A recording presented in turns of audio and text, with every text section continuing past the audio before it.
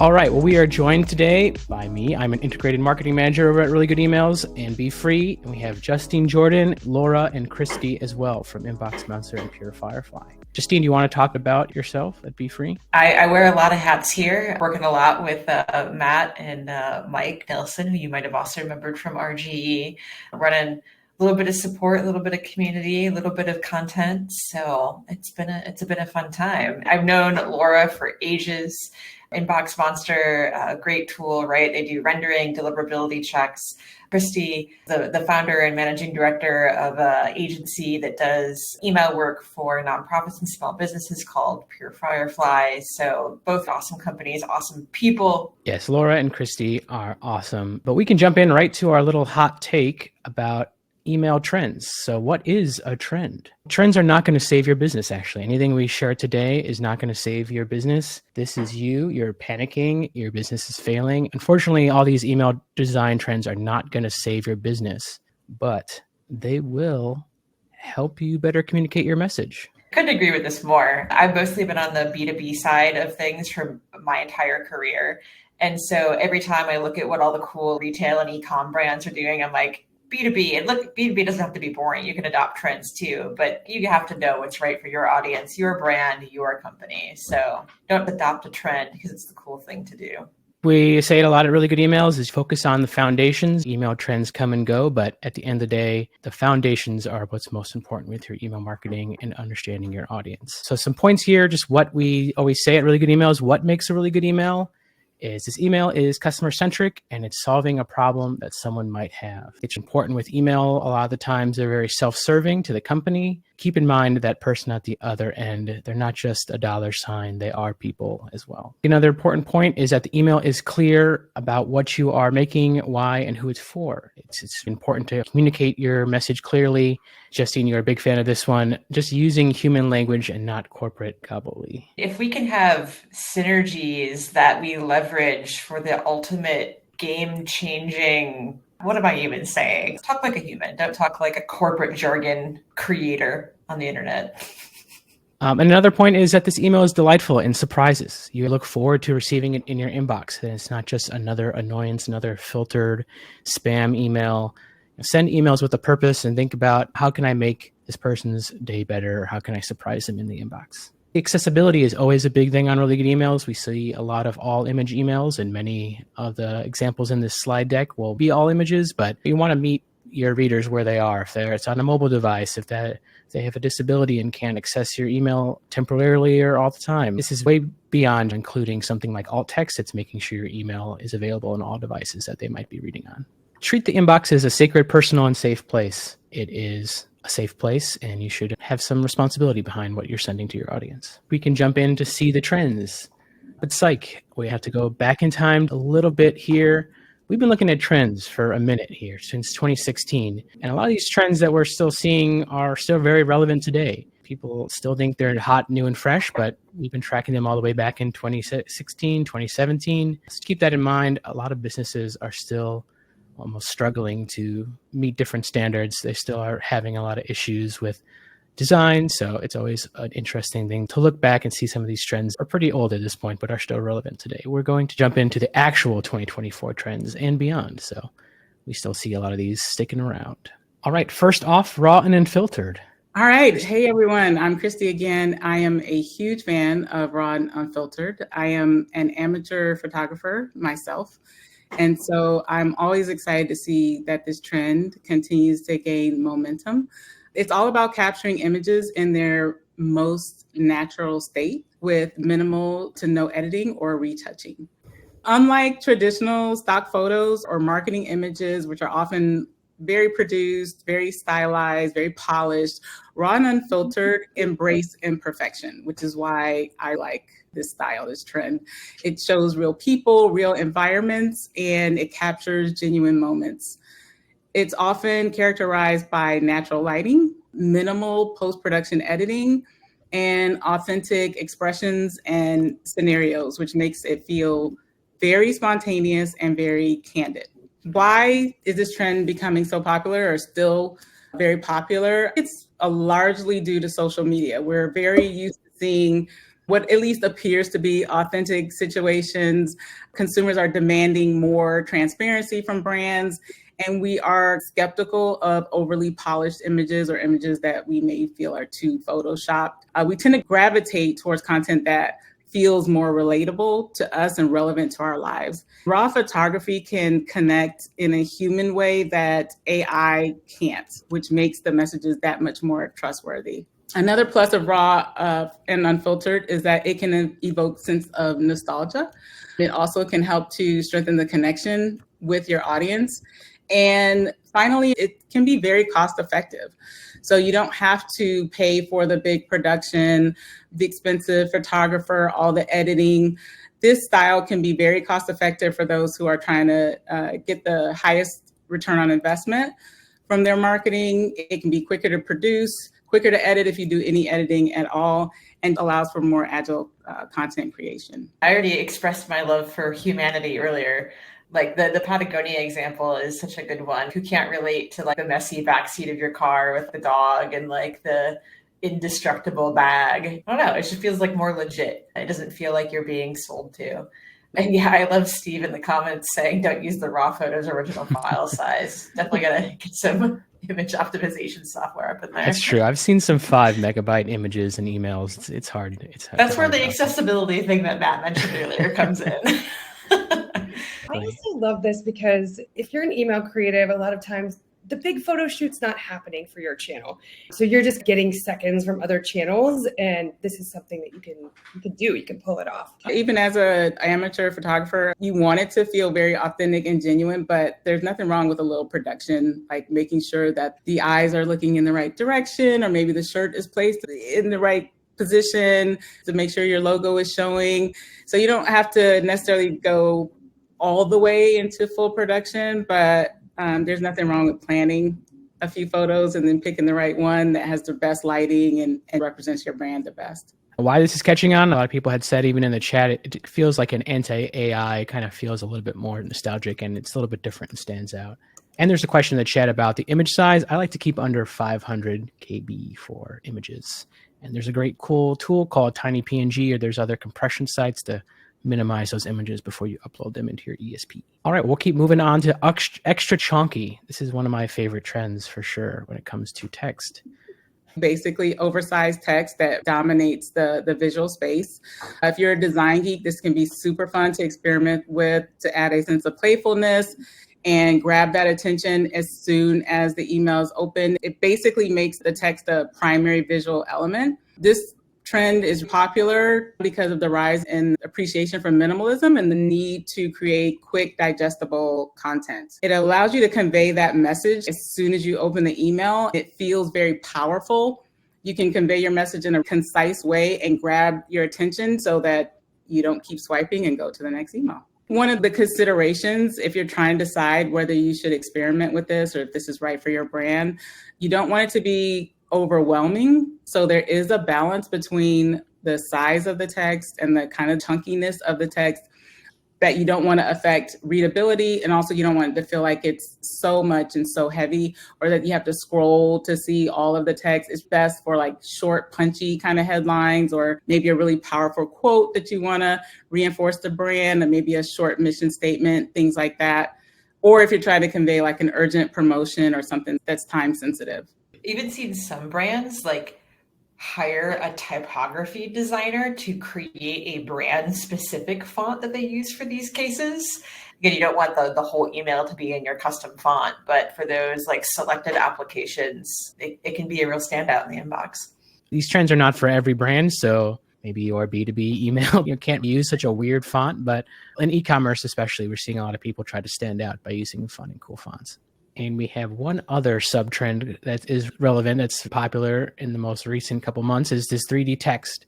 So definitely seeing a lot more brands use that 3D and making that text pop out on the screen. So I'm a big fan of this one for sure. Yeah, me too. Really makes it stand out, and it's fun.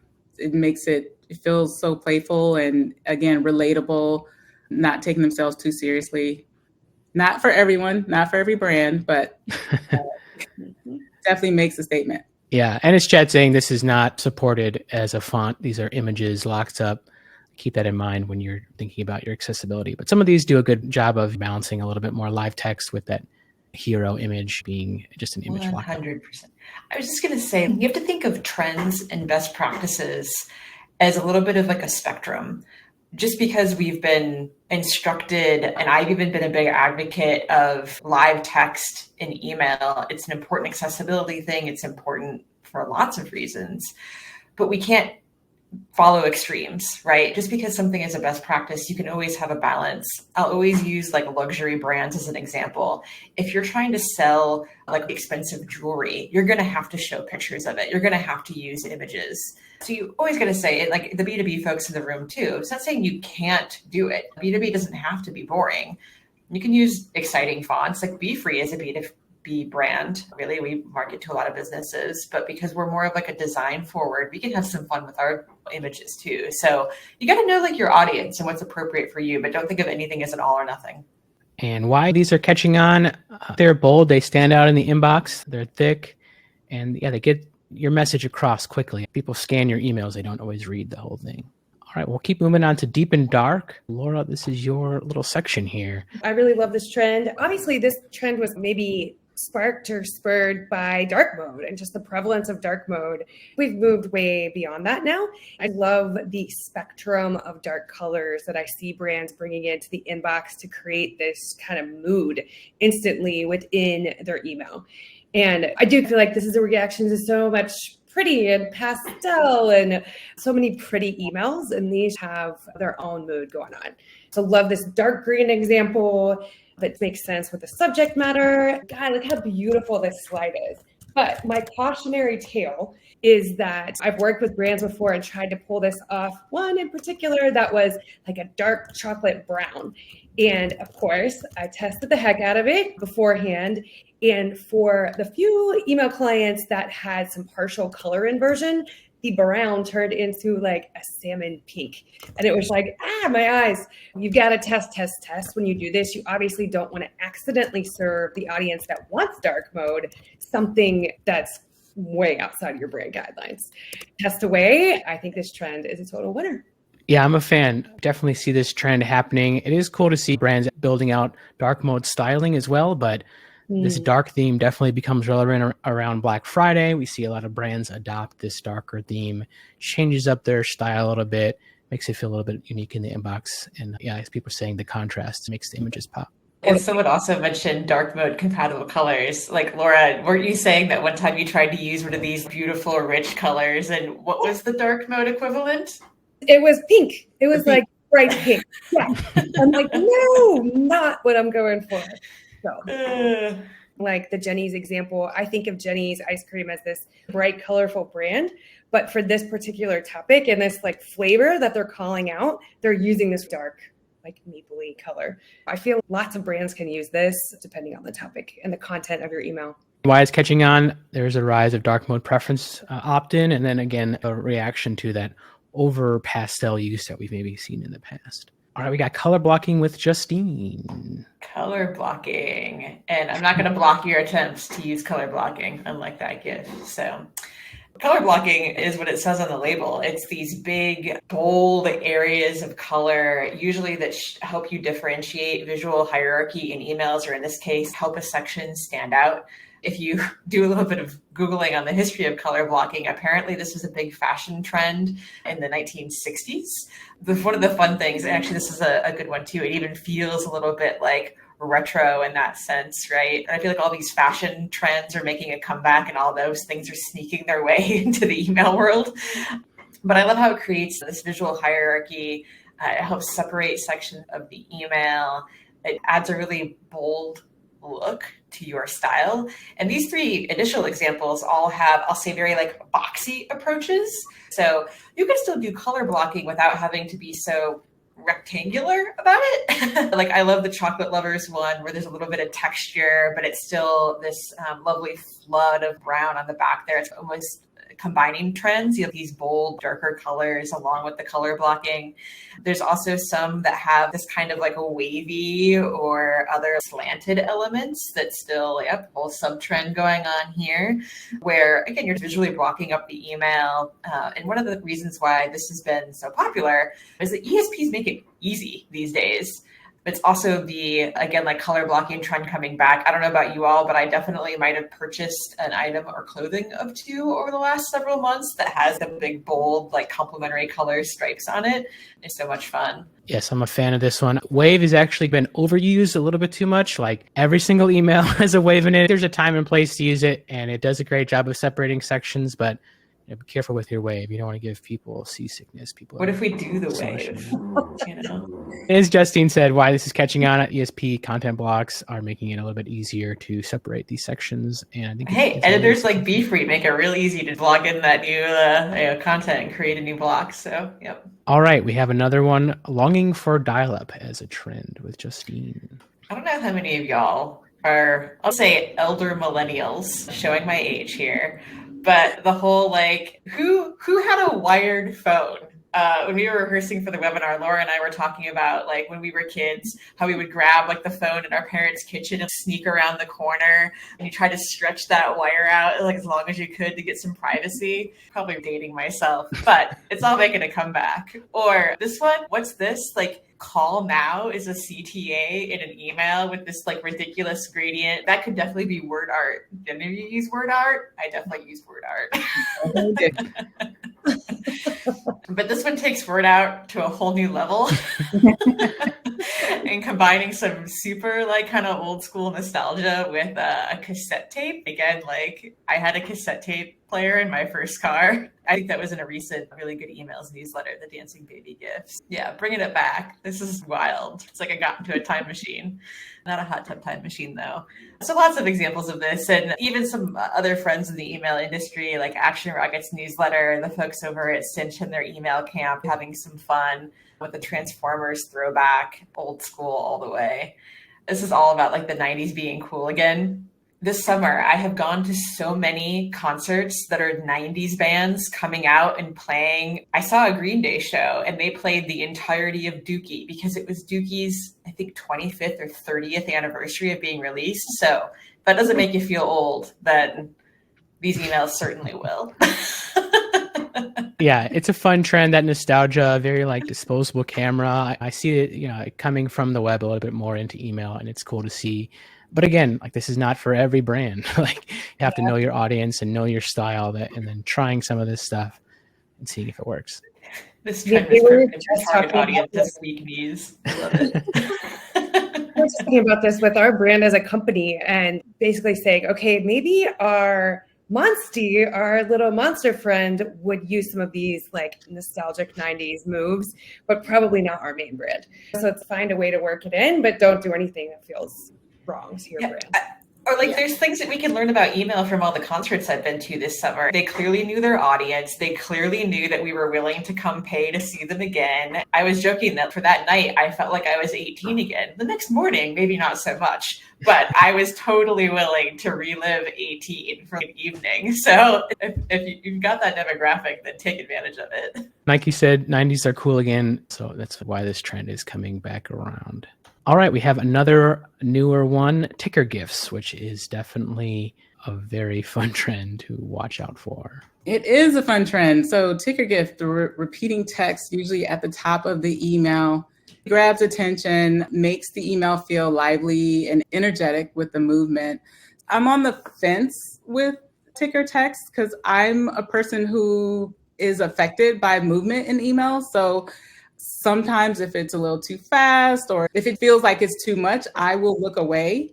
But I know there are other subscribers or audience that love it and get into it. I say be very thoughtful about the use of it. Make sure you have enough contrast. If you're using it to highlight a key message, it can be great, or a sense of urgency for a promotion or limited time offer. Be aware that it can overwhelm some subscribers and it may be distracting. And sometimes it's not the right fit for the campaign. Consider the pros and cons. I agree. This one can get overused pretty quick. Like this is my inbox in 2024. So You definitely got to be careful about how many trends you're using. If it makes sense for your brand and it maybe grabs people's attention, I think it's good. I don't think it needs to always communicate the main message of the email. But as people are saying, there's new tools out there to make GIFs a little bit easier and add that to the top of your email if you think it's going to work well with your brand. All right, well, we have another fun one here, styled letter with Laura. This is blasphemy with a whole room full of people who love gorgeous emails, and I am definitely among them. But I definitely noticed this trend to, even though if you're a direct to consumer brand or you're a big B2C brand and you may have great imagery, actually leading with text and leading with a human voice instead of product shot, product shot, product shot. So I'm seeing this a lot. And of course, you can do things like style your text and make it scannable, highlighting certain things, bulleting things out so it's still easy to read because people don't like to read. Leading with that human voice. It's the anti-AI that we were talking about before. Their spidey sense is up for things that aren't authentic and real and in a human voice. These are all great and well written and come from a human, like this one about the love connection between Be Free and Really Good Emails, which is written by Justine, and it's in her voice. Like when I read it, I could hear her reading it. So this styled letter text, it's like a good kind of balance between using only plain text in your email and then styling your text, using some of your brand fonts and colors and making it feel a little bit more personalized. It makes it stand out. I like this one because it's relatively low effort. You don't always need a designer to do something like this, but if you have a good plain text type template, you can create this styled letter, make things stand out, use bullet points. It's a good balance between just plain text and an evolution that is more like the style text type email. I love how you guys added a GIF here. Even though it is a styled letter, it does have a little moment of fun that keeps you going as you're reading it. So this is another great example of styled text that's in a really great human voice, where they very easily could have shown like giant product shot, like screen. But wanted to shout out Parcel here because they are the masters of this. And of course, they create cool emails all the time. Here's an example of one where they probably put a lot of time and resources into creating this kind of interactive game for Parcel Unpacked. But then if you flip to the next slide, there's other emails with great information that they send that are from a human. They're just straight up emails. And I happen to know that Naomi has tested, maybe not this particular one, but designed emails versus undesigned emails. And the undesigned won, which is difficult to swallow if you're someone who like pores over every detail of creating beautiful emails. But sometimes in some situations, getting the information out there and showing your humanity behind what you're doing works better. Sometimes. Yeah, I like to think of email almost like as a tool belt. You can use a plain text email. You can use a well-designed email. It doesn't have to be one or the other. For the problem that you're trying to solve, you can use these different types of sends and include different types of content to make your email stand out and get the job to be done. And for the B2B folks in the room too, this is a really great example of how you can have a ton of fun. The first Parcel example had a little bit of nostalgia, a little bit of chalky font, like a little bit of like a whole bunch of these trends. And then it's followed up by a simple like plain text like email. So you have the best of both worlds. Yeah, I was going to say the same for B2B is you have options. So you may not be able to use the chunky text or maybe not so much animation, but you have so many different options that you can tiptoe into design. If you're not ready, if your audience isn't ready for the full blown 3D chunky text, you can use a little bit of the styled letter format, maybe one small animation. You can play with it and experiment and see how your audience responds to it. And why we think it's catching on again and using that human language, and it is that little lower barrier of entry. You don't always have to have a full team. You can try to do something on your own. We got my section with some fun development stuff. So we got some hover effects. We are seeing brands do some cool, fun hover effects in email. This DoorDash example stood out to me, having hover effects over on the stars on this rating in a receipt. It's a really cool little touch that on desktop, where it's supported, will make people hopefully engage with that section a little bit more. But we are a big fan of Hims and Hers, the brand. They have some great email developers. We've done interviews with them, but they add a really good, effective hover effect on CTAs. To me, all buttons should have some type of hover effect. Again, maybe it's not supported on all the apps or on mobile or anything, but to me, it's a good indicator that something is clickable with an opacity or changing the style. It's a good way to tell people that something's clickable. And I saw this really cool one from MacPaul, and I was like, okay, how do they do this one? Because it's just an interactive email, but it's all done with hover effects, which stood out to me. It's broken up into 3 different sections here, this desktop. And when you hover over each of the different sections, the images swap out. A little bit in the weeds when it comes to code, but very cool to see that happen. And an unexpected little piece in the inbox that I was surprised. Why I think it's catching on, it's interactive. It catches your eye when you're scrolling, especially on a desktop environment where it's supported. Some of these, especially hover effects, are little things you can add at the end of the email that may not change the whole design, but they show that you are spending the time and attention on your email designs and your marketing. I love the example you showed. It works perfectly well as a static image for a fallback, no problem. It still gets the point across, but it's just an enhancement, an element of fun that's added when you need it. So I think that's brilliant. All right, we got some honorable mentions now. These are trends that are maybe not full trends, but still some cool ones that are worth calling out. This first one is hand models. Does anyone have any thoughts on hand models? I love this. I used to always talk to people about the disembodied hand or the disembodied head and trying to get it out of design, but I loved going and leaning right into it and having it just poke it out of the inbox. I'm like, yep. Definitely. You took the words out of my mouth. It feels so stock, but I love when you can take something that we used to side eye and kind of embrace it and have fun with it and re-own it. The key here is to not have one of the creepy stock photo hand situations. Do your own photography here. I like the one, is it the buoy where they're holding the container from the top? Who are these people behind these hands? We'll never know, but I feel like this trend is a lot.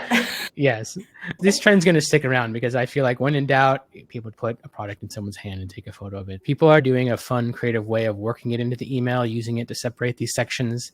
We don't see this with B2B though, do we? Is there any of these that are hand models? I'm not sure. You got to figure out a way to hold software or something. That's probably a B2B sub trend though, which is taking a software box and putting your SaaS on a. Remember when you had to install software from a CD? Yeah, screenshot on an Apple device is definitely a trend for sure, on a mobile phone or something. Yeah, true. Yeah, I think Marianne nailed it. B2B, it's hands holding a phone or a computer. It's the hands coming in, typing. True. Yeah. Okay, we got to stop looking at hands. All right, choose your own adventure. This one, it's a throwback. It is not very accessible. There was a big push with interactive emails that were saying okay, if you click this button, we'll show you this type of content. But some of these brands are bringing it back to a big image. If you're going into an email, you can follow along when you're scrolling and do this little mini quiz.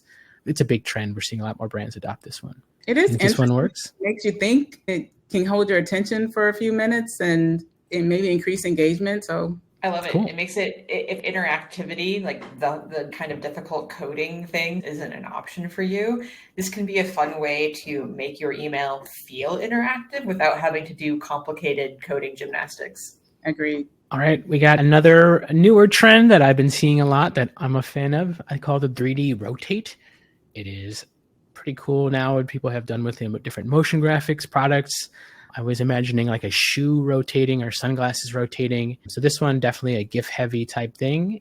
And maybe the fallback is the static image. But to me, it's a cool way to stand out in the inbox and catches my attention a little bit more. I could definitely see people overusing this one. But for some products, the 3D rotation is pretty cool to see. I saw one example, Matt, where it was a hover state. So when you hovered over the product, it triggered that. And that was really cool. Yeah, I like these better than the ticker text. I don't know. They don't feel as fast. It's the right speed. It gets attention. It doesn't feel overwhelming. That's just how I feel. It allows you to see the whole product too, depending on what you're using. And that could be helpful. All right. This last trend that we've been seeing is sustainability. So some of these are more Earth Day type emails, but we have seen a trend with brands including some sort of messaging, either in their promotional emails or on their onboarding, some communication to let people know what they're doing for the environment, what their mission statement is. It's becoming important for a lot more consumers to understand that an email can be a good way to communicate that. Totally. I feel like this started even during the pandemic, where brands wanted to communicate to their audience like what their values were, because we were having to make so many hard decisions about where we spend our time, where we spend our money, like what kind of like companies we wanted to invest in. Everyone suddenly re-examined what was important to them and their values. I've seen a lot more brands like going through, I've worked for a company that got B Corp certified, and it is not easy. You have to jump through some hoops and like demonstrate your commitment. I love when brands not only say that they're sustainable or eco-friendly or whatever, but they're like putting in the effort and getting the B Corp certification and standing for their values and showing them. So it's a cool trend. And putting it in the hero, not like a little sign off in the footer. I love that. Totally. That about wraps up the trends for 2024. I'm sure we missed some, and you'll let us know if we missed any. But these are the ones that we're seeing on Really Good Emails. They're all pretty interesting to try out. All might not be totally a hot one that you want to use for your brand, but at least you're informed about what other brands are doing in the space, and one of them will work for you. And again, this is not an endorsement. It might not be for your brand, but it's still cool to see. And with all the email trends, make sure whatever you do, continue to be really good and make some really good looking emails. So that's it for today. So if you're wondering like how the heck you can build some of these things, surprise, surprise, Be Free can be a giant help. This is the cool little like GIF that's right on our homepage. It shows how easy it is to drag in different blocks and implement some of these trends or some of these designs if you want to. RGE also has tons of inspiration, so we make it easier to go from being inspired by all these emails to creating them, that path to inspiration to creation. Now we got some time for Q&A. There's a lot of questions. Let's see. This first one is, do you have any online courses that you recommend for improving skills for email design? A former colleague of mine, Jason Rodriguez, has a great course called The Better Email. I know Parcel, we mentioned them before, but they have a lot of good resources on their site as well when it comes to HTML coding. All right, next one is, having copy or the CTA above the fold still relevant? Having tested it a lot, if the content is really good in your email, people are going to scroll and they're going to click on your CTA no matter where it is. Now, obviously, that depends on a lot of things and having great content. Even in some cases, I've seen that people are more informed when they get to the CTA. So that actually increases how qualified they are with whatever you're trying to get them to do. So that's my 2 cents. It really hinges on whether the content is relevant to the audience. We have seen a lot of emails where the content is not relevant, and so it doesn't matter where you put the call to action. But if the content is what people want to read and they're ready to act, they will scroll to get to the buy now or RSVP or save my spot, whatever it is. It helps if it's above the fold, but at the end of the day, it's about limiting the amount of CTAs that you're including in the email and what you're asking people, trying to be concise about what next step you want them to take, and having that be a clear CTA is more important than the placement all the time. If anything, a bottom CTA is almost more relevant. So when they get to the bottom of a scroll, they have a sort of that catch-all CTA that they're feeling comfortable to click on. All right, next question we got. How do you do a hover effect in Be Free? I thought this one was going to be coming, Justine, so I'll let you speak to that one. Be Free is a drag and drop WYSIWYG editor. Almost everything is no code, which is awesome until you want code. So we have an HTML block that you can drag into your email. You would need to create that code on your own and then use the HTML block in Be Free to drop that code inside of your email. So definitely possible. All right. I knew this one was going to be around too, because we love nonprofits and we love to talk about them. Can you provide some examples or tips for nonprofits when it comes to creativity? I like the color blocking is one way to, I say, tiptoe into design, adding more design. You don't have to use color blocking with the rounded corners. Maybe you start with the rectangular ones, which are a little safer. And maybe you use shades of gray and white to start, or maybe blue would be a nice way to start to kind of experiment. It depends on what the content is too. If you're having a conference for a nonprofit, then maybe you can push the boundaries a little bit more. Maybe you do have larger chunky text because it's a conference and you're trying to establish that human connection because you want people to attend. It depends on the content and then some of these other trends, how they match up with what you're trying to convey. If you look on Really Good Emails under our nonprofit category, there are really good examples of brands like Charity Water still using a lot of these sort of trends or branded styles to make their email stand on the inbox. So I definitely think there is some inspiration you can take from some of these and hopefully try them out. The raw unfiltered photography, that authenticity goes a long way with nonprofits. To be able to convey that, again, authentic, genuine, real moments, real people, establishing that kind of trust between the subscribers and the organization, that the raw photography is a great way to do that. I love Kiva.org. They are a nonprofit, like micro lending company, and they use photography in such a beautiful way of showing the impact. It is that raw photography. Speaking of raw photography, we do have a question about how do you use B2B with raw and unfiltered? I've seen some really cool like software commercials about how your product is solving that person's problem. So maybe it's a video, a short clip or something. Maybe it's something that lives on social or that you can use in other channels, but it's like someone is late to their meeting and your software service is helping them or something. There's maybe a fun way to incorporate some more raw and unfiltered type trend while still keeping it B2B relevant. Totally. And I also think that some B2B brands, not all, think that they need to sound like corporate. And I would say that with rare exceptions, that's probably not the case. Even though you're selling to businesses, you're selling to humans inside of those businesses, and they want to connect with other people. Again, I've done most of my career working in B2B and done a lot of testing around this too, where we'll put images with staff, humans, in our email versus images just of like screenshots of product or something. And the humans almost always do better.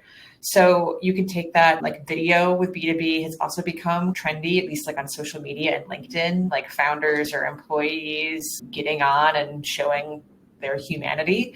You can have some fun with the human trend, especially, or the raw and unfiltered, by introducing humans in their kind of raw and unfiltered state without being super scripted or maybe making mistakes is one interpretation of raw and unfiltered. All right, keeping in the B2B SaaS landscape, do you have any subject line tips? In my opinion, I feel like a lot of the emails that we've seen, subject lines are becoming either like really short or really long. We don't really analyze as much with really good emails and subject lines. At least for me, like either keeping it short and trying to create some mystery or anticipation around that, or also just being clear in your subject line so that someone's not surprised when they opened. That's the biggest thing for me is if I open an email message and it's totally not what I expected, sometimes that can rub you the wrong way and maybe I'll unsubscribe.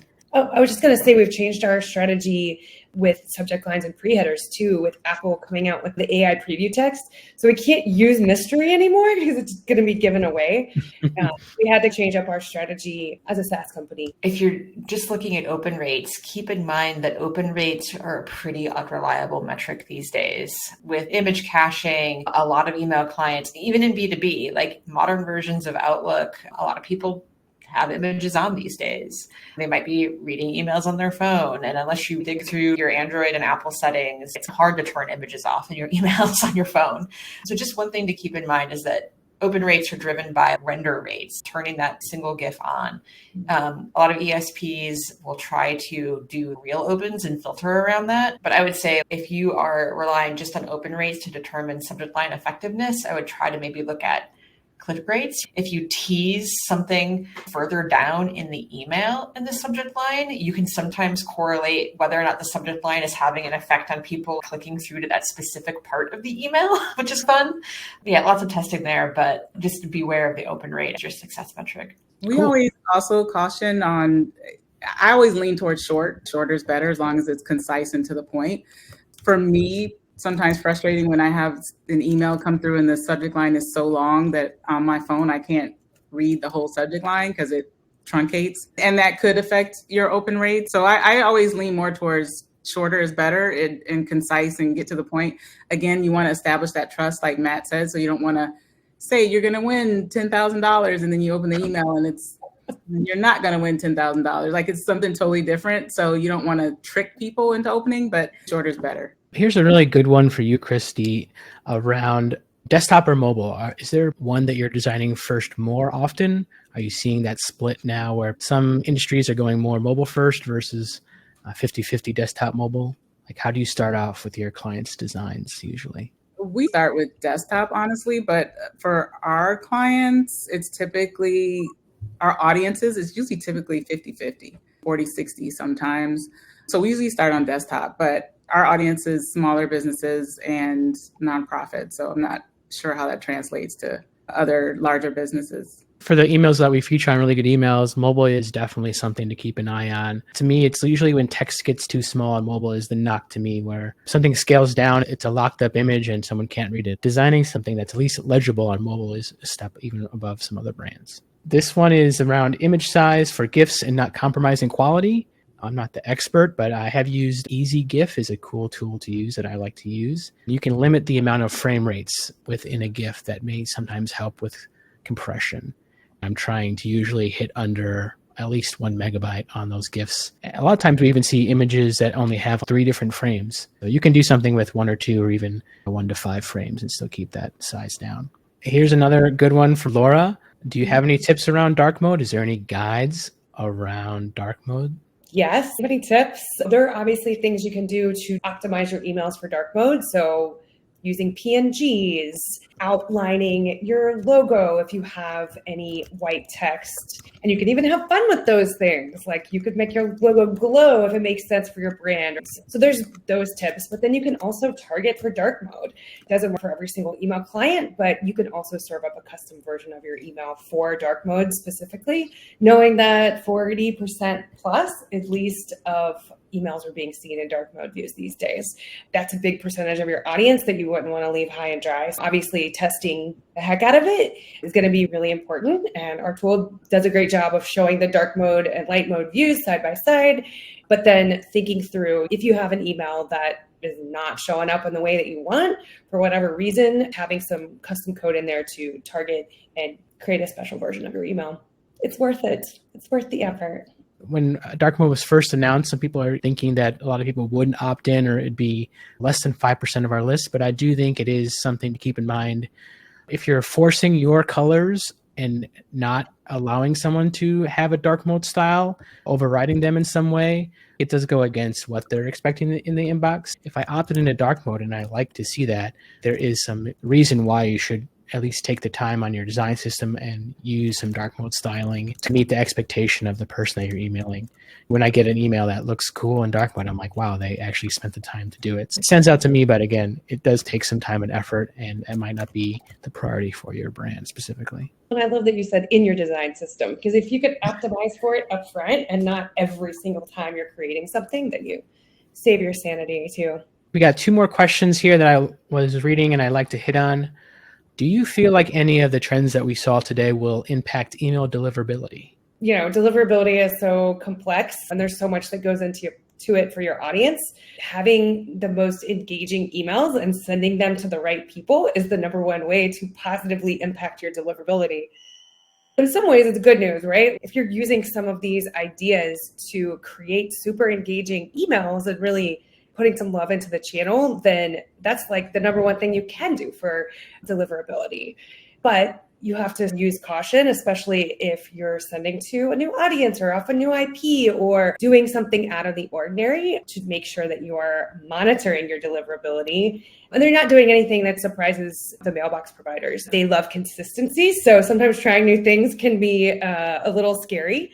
So keeping tabs on that is super important. I think that there's some enduring myths about spam filtering and deliverability that don't seem to die in the email industry that we've probably been hearing for our lifetimes at this point. Some of those are that like any image in an email will make you go to the spam filter, that there's certain word you can't put free in a subject line. Most deliverability problems these days are either infrastructure or permission related, meaning that there's usually a data problem. You're sending to people that didn't opt in. If you're in B2B, your sales team is sending cold emails from your main domain and people are marking those as spam. It's affecting your marketing emails.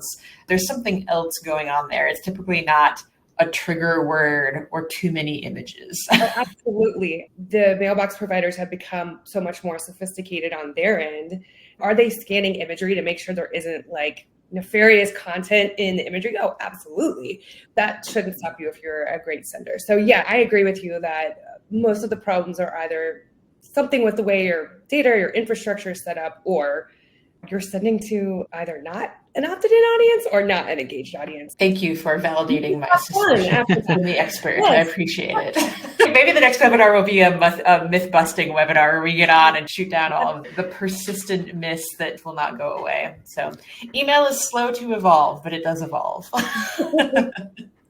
All right. Our last question here. How important is it to know HTML to be an email marketer? Oh, that is such a great question. I would say 15 years ago, before like WYSIWYG tools and drag and drop editors got a lot better, like it would have been really critical. But I think as email has become more sophisticated and there are more expectations, right? If you're in B2B, like knowing life cycle, like strategy is probably more important. If you are in like e-com or retail, like knowing how to do like reactivation or cart abandonment, or again, if you think about more of focusing on the performance of the email channel. Now there's some brands, actually, I always think of Megan over at Email on Acid, that can lean into being experts parcel in HTML development. Otherwise, if you know enough to troubleshoot a certain like thing where like, oh, I can go in and I can change a link, or I can update some text, or I can make a quick fix.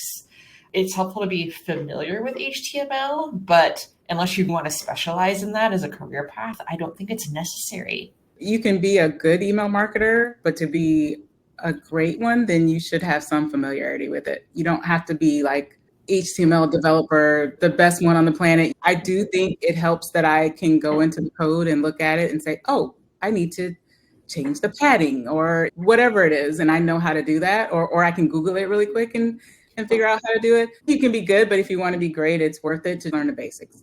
Totally. So that way, if you open an HTML file, at least you can know what you're looking at. I know enough to be dangerous is like what I have to say, but know enough to be dangerous. It's a great piece of advice. But on really good emails, there is code behind every single email that we feature. And why I started doing that on really good emails is because it's fun to see how things are made. You see an image of a screenshot, and to me, that's not always a good representation of what that email is. Like with dynamic content, with interactivity, like there's a lot of things that are happening in that email that you might not see just from that screenshot. So diving into the code, learning how the sausage is made a little bit, understanding what is possible with an email is a great way to work with other team members. So when you go to a developer, you go to a designer, and you have an idea what's possible on that platform and what's supported. You don't have to know every single CSS selector known to man, but knowing what's important in the email space and how to make yourself stand out is relevant to me. Emily in the chat was talking about how email, doing it alone, is very lonely. I cannot relate to that sentiment more, because when I first started off in my career, I was the only person doing email design. It's before the internet became this wonderful place where you can meet strangers that you like online. Now that's why we have events like Unspam, so that you don't have to feel alone anymore. That's why we have Single Slice. So that's why we have webinars like this. We hope that we can make you feel a little less lonely, and you are never alone. You have so many friends. By the way, if you all are not in Email Geek Slack, I would definitely recommend checking that out as well. Like, for example, the question about how do I get better at email design, or how do I get better at HTML? Like questions like that and resources like that are all over the place in there. And if you identify as a woman, I would also check out Women of Email. It's a Facebook group. So those are both two amazing places where you can feel less lonely. And of course, Unspam. That's in person though. So come join us. We'll have 2025 dates soon. So. Yeah, we're not that scary. We're pretty accessible. Like reach out if you have a question. We're totally nerds about email, and we love talking about email. Thank you all again for joining in the chat, and thank you for our amazing panelists here. I had a really great time walking through these trends. Do you have any plugs here at the end? Any other shout outs you want to give? Inbox Monster has a great tool for creative rendering. So testing your emails all the time and seeing how they're showing up in all the modern inboxes. So in addition to deliverability, we also have some great creative tools. That's my shameless plug. I'll say if you have a small business or nonprofit, we are a full service email marketing agency, and we'd love to support you. Thank you so much for joining us. This was so much fun. Cool. All right. Have a great rest of your week. Thanks again. Thank you. Bye.